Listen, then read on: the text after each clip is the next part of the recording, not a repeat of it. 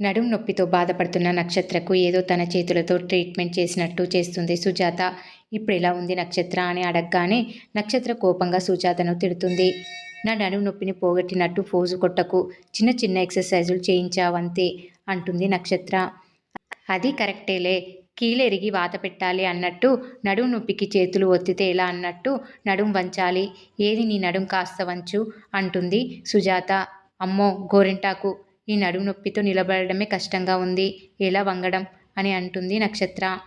వంచాలి baby, నడుం వంచితేనే నొప్పిలో లొంగుతుంది అని అంటుంది నక్షత్రతో సుజాత.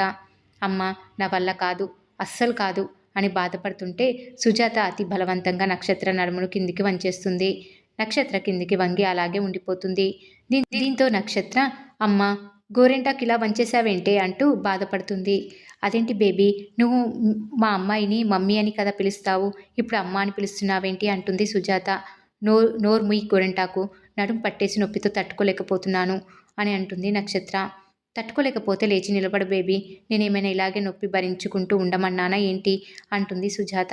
ఒసే గోరెంటాకు, నొప్పి భరించలేకపోతున్నాను, నడుం పట్టేసిందే, లేవలేకపోతున్నానే అని అంటుంది నక్షత్ర. అమ్మో అలాగా, ఇప్పుడు ఎలా అని నన్ను అడుగుతావేంటే, ఏదో ఒకటి చేయవే అని అంటుంది నక్షత్ర. డాక్టర్కు ఫోన్ చేయనా అంటుంది సుజాత. డాక్టర్ వచ్చే వరకు నేను ఇలాగే ఉండాలా అని అంటుంది నక్షత్ర. పోనీ డాక్టర్ వచ్చే వరకు స్టూల్ ఏమైనా ఇవ్వనా అని చెప్పగానే నక్షత్ర కోపంగా సుజాతను తిడుతుంది. ఇంతలో అక్కడికి చెర్రీ వస్తాడు. ఏమైంది గోరెంటాకు, ఎందుకు నక్షత్ర అలా వంగింది? చిన్నపిల్లలకు స్కూల్లో పనిష్మెంట్ ఇచ్చినట్లు నక్షత్రం ఇలా వంచావేంటి అని అంటాడు చెర్రీ. అయ్యో కావాలని వంచలేదు బాబు, తేరీ మేరీ కాఫీలో భాగంగా వంచాను అంటుంది సుజాత. అయ్యో గోరెంటాకు, అది తేరీ మేరీ కాఫీ కాదమ్మా, ఫిజియోథెరపీ అని అంటాడు చెర్రీ. అదే అనుకో, నక్షత్ర నడుం పట్టేసి తను బాధ తట్టుకోలేక అల్లాడిపోతుంది బాబు, నువ్వేదైనా చేయగలవా అని అంటుంది సుజాత. ఏం చెయ్యాలి అంటాడు చెర్రీ.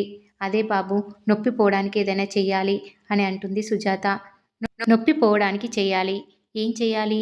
నొప్పిని పోగొట్టడం, నడుముని నిలబెట్టడం నాకు చిటికలో పని, కానీ నేను చెయ్యను కదా అని అంటాడు చెర్రీ. ఎందుకు చేయవు బాబు అంటుంది సుజాత. ఎందుకంటే నక్షత్రకు నేను చేయాల్సిన ఫిజియో నువ్వు చేసావు కనుక, నా నుంచి నక్షత్రం తప్పించాలని నువ్వు అనుకున్నావు కనుక అని అంటాడు చెర్రీ.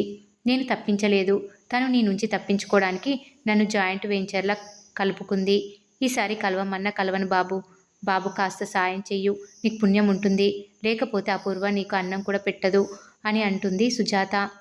అయినా గోరెంటాకు మనసు ఒప్పడం లేదు, ఎవరికి నొప్పుంటే వాళ్ళే బతిమలాడాలి, నువ్వు బతిమలాడడం వల్ల లాభం లేదు అని అంటాడు చెర్రీ.